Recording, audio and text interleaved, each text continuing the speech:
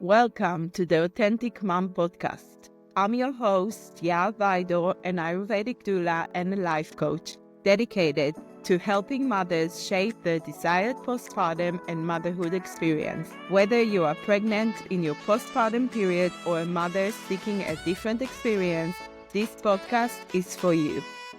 Together, we'll tackle the everyday struggles, celebrate the little wins, and create a warm community. Each episode will feature insightful conversations and practical tools from our wonderful guests. Let's dive in.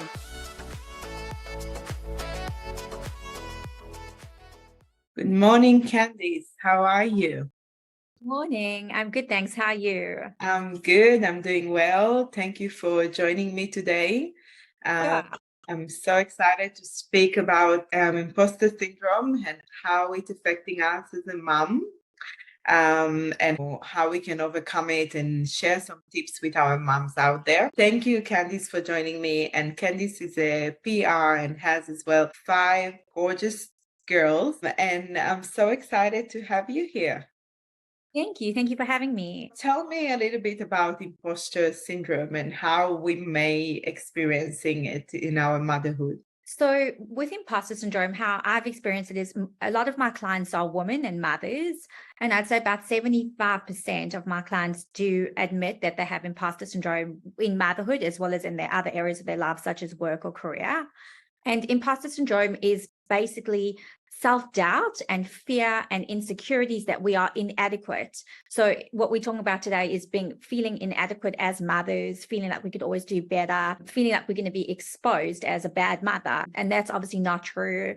And we're going to be discussing that today. For me, as a new mom, when I just started my journey as a mother, I sometimes had a bit of, am I doing the right thing? Is my kid checking all the milestones, or how can I help? And if I'm helping the right way, and I always used to go to Google and kind of like search for the tips. Do you have any like what to do when it's coming and you experience some doubts in yourself?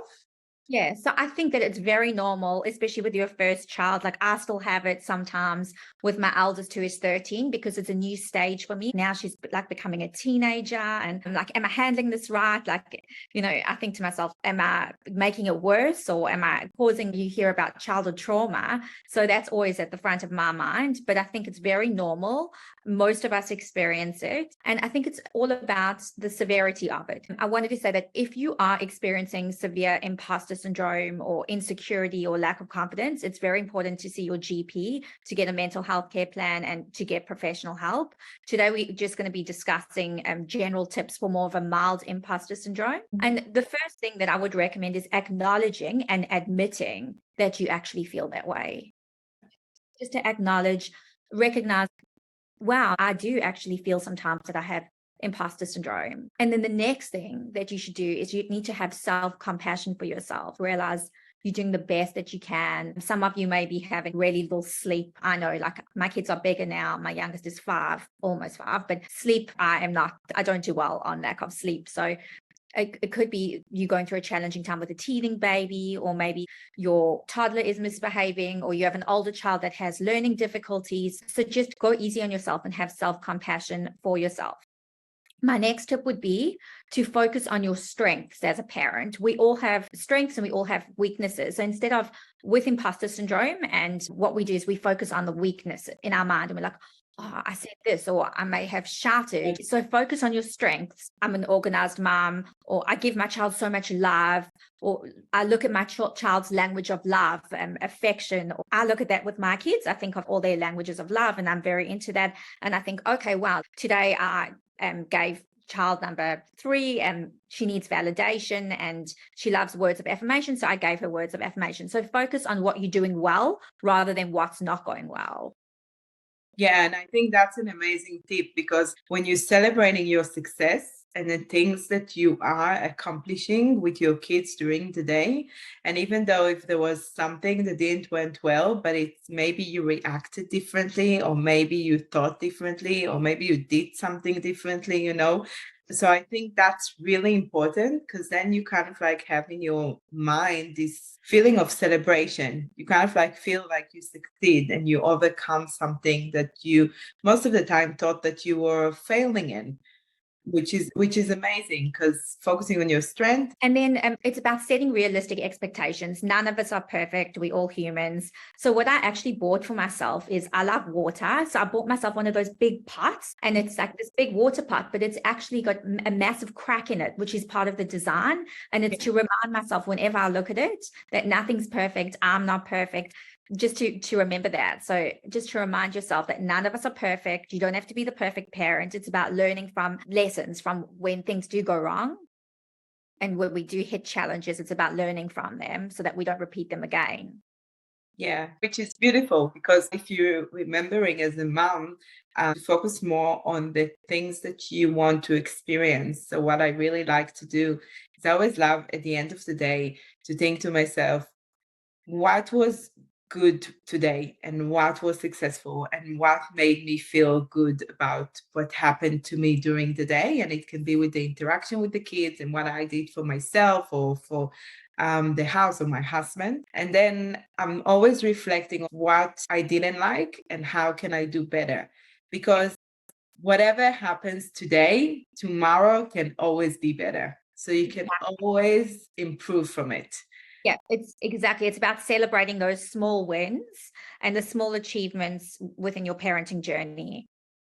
Yeah, yeah. And looking at these small moments as well with your kids, really learning from them, listening to them, and not always being in that, that's what I'm supposed to do. Because I think they teaching us so many things, so many beautiful things, and so many beautiful little lessons. And they can sometimes, when you have this like self-doubt and those thinking in your mind and you go into the negative, then they'll say that something that will make you smile. And then Yeah. it's like, that's it, you're forgetting about it. You're just like in the moment with them. Exactly. One of the things that I actually wanted to also discuss today is how mindfulness has helped me. I didn't know what it was. And when I first started out of my parenting journey, I didn't understand. I think mindfulness wasn't a thing like it is today, but it's so important to try and live in the present and not to worry about the future and not to worry and get lost in thoughts of the past, but just to be mindful in the moment with them. And also for yourself, if you are feeling stressed, go outside. If you enjoy the sunshine, just feel the sun on your skin for a few minutes. Ground yourself on, if you live near the beach, you can go with your child for a walk on the beach barefoot. It will ground you. Walk in nature. I think mindfulness is so important in today's busy world as a busy parent. Yes, and it's as well really helping our self-doubt. And it's helping with all these negative thoughts that come into our mind. I really love to use affirmation, and I'm usually writing down positive affirmation or journaling just to try and create this like different reality Yes. sometimes than what your mind is telling you. And as well to implement it with the kids. So there is this beautiful mindful and core for kids, which is small little cards and things that the kids can play with as well. Mindful yoga, very helpful for the kids because it's helping them to gain those tools for their future. Yeah, that's great. Also something to notice. I remember I read a book about the mum. She had 5 kids at the time. I thought that was a lot at the time. Now I've got that. And she was saying that it's almost like looking at a stove or like hot plates.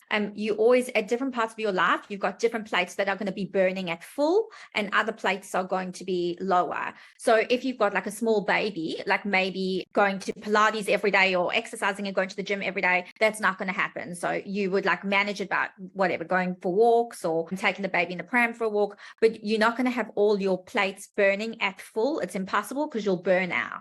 So it's about just prioritizing what's important to you and your family so that you're a happy mom and your kids are happy and your partner's happy. Yes, what I've noticed that we kind of like wanted to always make everyone happy. And most of the time we forgot about what's good for us as well. And especially when the kids are small, like you said, we have no sleep. The nights are very tiring and they might wake up very often. And I remember that when we started to look at ourselves and the things that's really good for us to do as like a family, then things started to change as well. So not like always thinking about the others and what we want to do for the other people in our life, but rather do the things that makes us feel good. For Yes. example, eating early or not doing many activities during the day, like hopping from one activity to another, maybe keep one activity at a time. Or like you said, even when you have a small baby, I remember that when I was with my first, I always thought, oh, I can't exercise because she needs to sleep or all these things. And then with my third, I took her to exercise with me. I did like Pilates at home with her or yoga with her. And it was like a fun activity that we were doing together. And today, when she see me like putting the yoga mat outside, she's just jumping on it and she's like expecting us to do the activity together. And I think it's just find the things that makes you happy and make you feel like you're taking care of yourself and incorporate with them your family as well. Yeah, I think it's so important. You are the most important person to have those boundaries in place with like friends or extended family. You know what's going to work for you. So I think it's to reach that point and to have those boundaries put in place will really help with any imposter syndrome that you are feeling and to fill your cup. We hear it all the time, but it is so important. If you look at any videos on social media like Reels or TikTok or anything, you'll see there's actually an experiment where they show with water. If you look it up, and it's the importance of filling your cup, and all the negativity then goes out when you keep putting good things in. So whether that's a hot cup of coffee, whether that's practicing yoga Pilates at home with your child, whether that's going for a 5-minute walk, even by yourself, if your partner or someone can look after the child, it's very important to make sure that you're filling your cup with things that work for you. Yeah. Then you'll be able to cope better, the mom, and give your kids in a way an example of mommy is taking care of herself, which is very important. And in this way, they would learn to take care of themselves as well in the future. And that's such a big life skill for any person to know boundaries and taking care of themselves. So you're teaching them those lessons from such a young age, which is amazing. Yeah. And you know, the other thing that I've noticed for myself, what helped me with self doubt, is surround myself with people that lifting me up. And Great. that when that self doubt is coming to my mind, instead of like talking with me about it and then making it all like negative and maybe you're not doing things right and going down that line, they actually giving me those tips and always telling me you're doing just fine, you're great, or giving me those sentences and the things that I just needed to hear in order to move forward from it.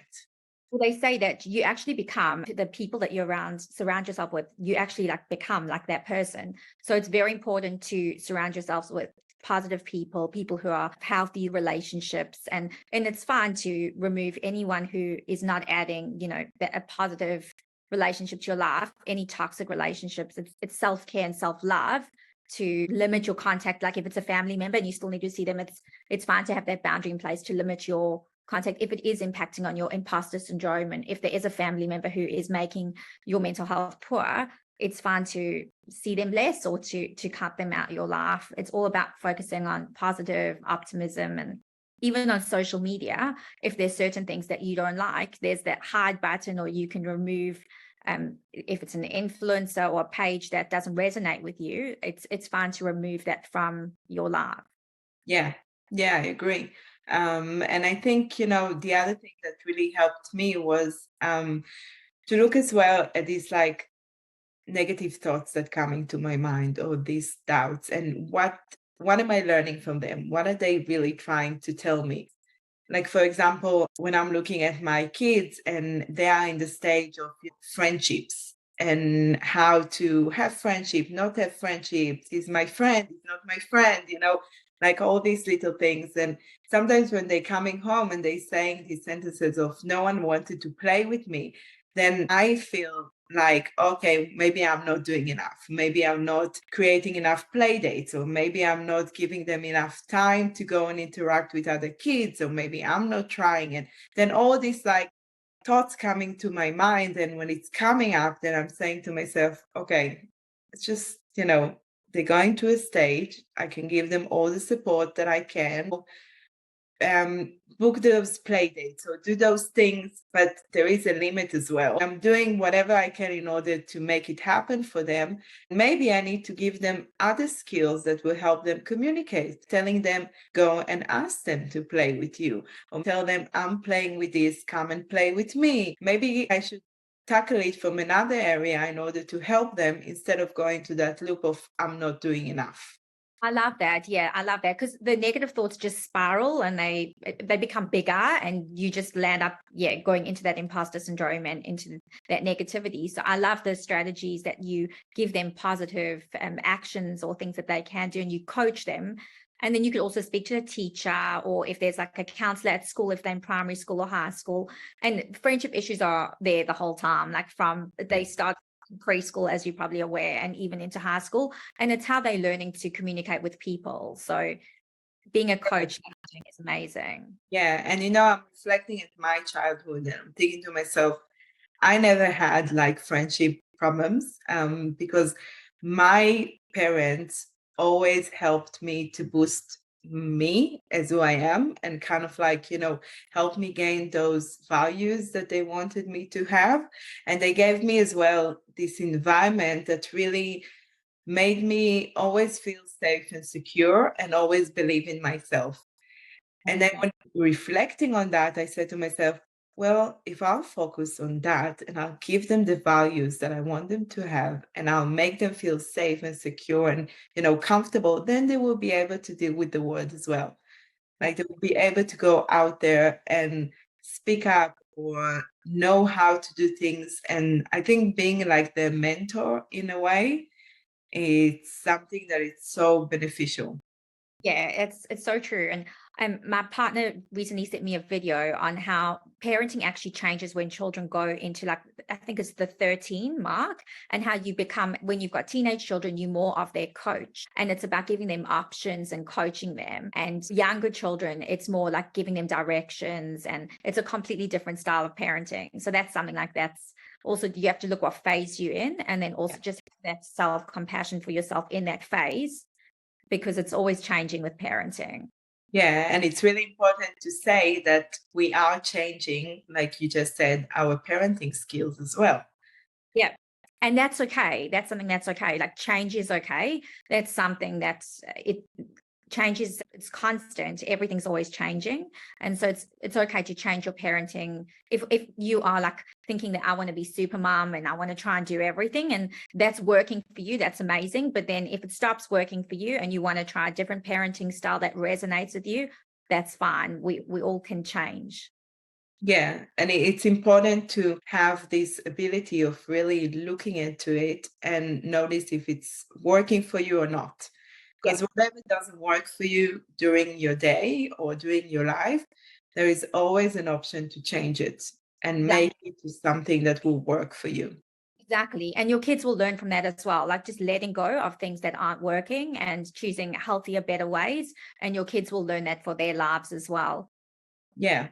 And I think in a way, sometimes we have this feeling of what's our environment expecting us to be, like as a parent or a mom, and then we're starting to be that person.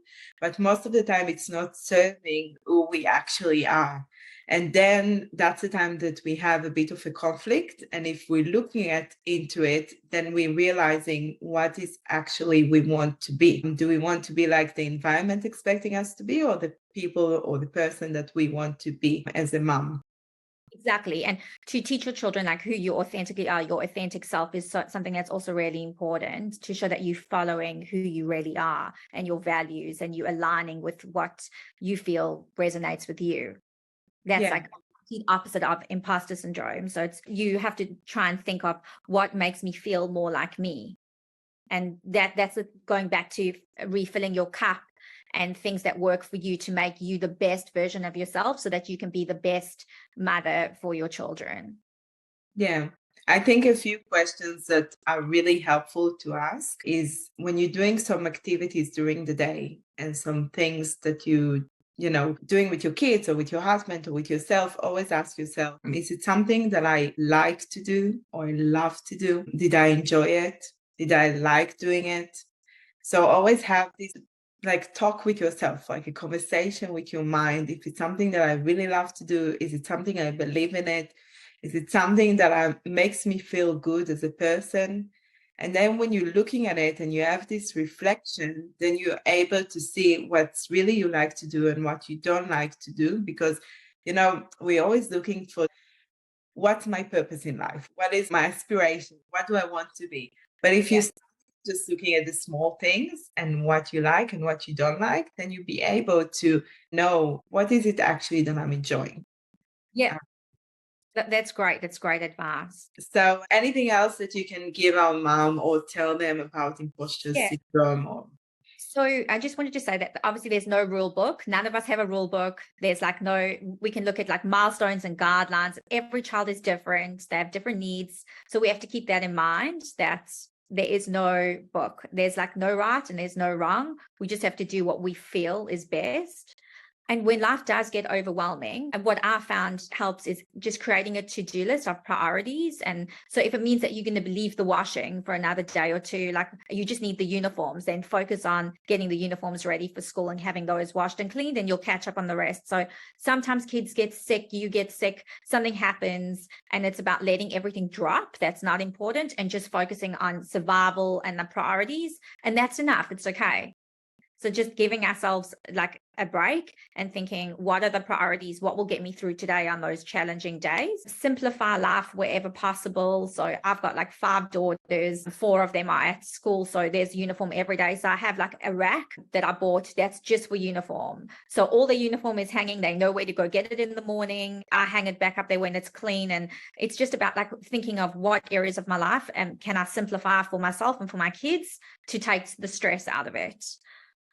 Letting minor things go, like sometimes like with our kids, do we like have to actually pick them out for something, or is it better to let it go? So it's like learning which areas to let go and which areas to discuss with our kids. It also gives us a little bit of a break. Otherwise we feel like we're always nagging or always shouting. And then like, again, it leads to those negative thoughts and to the imposter syndrome. So just focusing on what is important to pick the child out or to speak to the child about or to coach the child out, and what is okay to let go. And some other things, sleep. Like I know if you've got young children and you really need sleep, sleep should be your priority no matter like, so everything else, like have those boundaries in place and everything else will be okay. You can do it another day. You can see friends or family another day. You can do the washing the next day. But if you know that you really need sleep, sleep can change everything. So even a power nap, it can like completely uplift you, change your thoughts, get you out of that downward spiral. So for me, that's another big tip. Another thing, we've spoken about self-care. So just whatever that looks for you, whether that's having your nails done occasionally, whether that's going for a walk or to a gym class or getting a cup of coffee, whatever self-care looks like for you, just keep doing that. And then make time for your partner. It's really important. Like your kids are your everything, but it's very important to nurture your relationship as well. So that you've got that support with your partner and you've got that respect and you can discuss like parenting, like your children, and come up with goals together and give each other that support. Support with each other is so important. So I think whilst self-care is so important, it's also important to nurture your relationship with your partner. Yeah, I agree. And we're going to actually speak about it next week about your relationship with your partner and how to give it some time. And as well, like what is happening with the relationship with your partner when kids are coming along, because things are changing. Yeah, it definitely does change, and it's very important to support each other and to give the relationship that time, as well as it's important for your self-care. It's important to give the relationship self-care. And then the last thing that I wanted to share with everyone is to enjoy being a mom and to enjoy the moments, because they do go by. Like I can see now, like I don't have anyone in nappies, and like I still have a few little fingers on the windows or on the car windows, which used to Yeah. annoy me. I was like, oh, look, the car's dirty again, or they put a sticker on the window in the car. Just enjoy those moments, because it does go by so quickly, even though it feels like it's not when we're in it. Just Yeah. read it, because one day you will miss them. Yes, I agree. See, I think that making your life as simple as possible as a mom is my motto. Yep. It became my motto in life, having 3 little girls, and Yep. find those systems that really works for you. whether it's like a organized things in place, like you said, like a rack or whatever is works for you, those systems that you can implement in your house and in your relationship and for yourself. And as well, in a way, you're teaching your kids all these like little things to make happen for them as well. And you'd be surprised how they want to take part of things. They want to do things as well by themselves. Because sometimes when we letting go just a little bit, we can see the magic happens, Yeah. especially with them. And the best thing is it's taking off your mental load. As a parent, there's so much mental load. I don't want to say on mothers, it's on fathers as well. So it's just trying to remember everything, stay on top of everything. So by having those systems in place or by getting your kids to help out or your partner to help out with certain things, it's taking that mental load off, which is, again, taking off that negativity, which will stop you from spiraling into imposter syndrome-like thoughts. Yes, correct. Because when your mind is getting too busy and too messy, then you going naturally to think negatively and naturally you're overwhelmed and you feel this sense of burning out. So I think it's really, really helpful. And thank you. That was amazing tips. Thank you. I hope it was helpful. I'm so happy that we share it with our moms out there. And I really hope that it helped you guys. And if you have any questions and if you want to know anything, you are more than welcome to comment or private message. We'll be more than happy to help. And thank you, Candice. Thank you for joining me. Thank you so much for having me. Have a lovely day. Thank you for joining me for today's episode. I hope you found inspiration and learned new things from our conversation. If you enjoyed what you heard, please take a moment to share this podcast with a friend. I love to hear your thoughts, so don't hesitate to drop a comment or reach out to me on Instagram. And remember to follow The Authentic Mom on Spotify to stay up to date on our latest episodes. Sending you lots of love as you are changing your motherhood journey.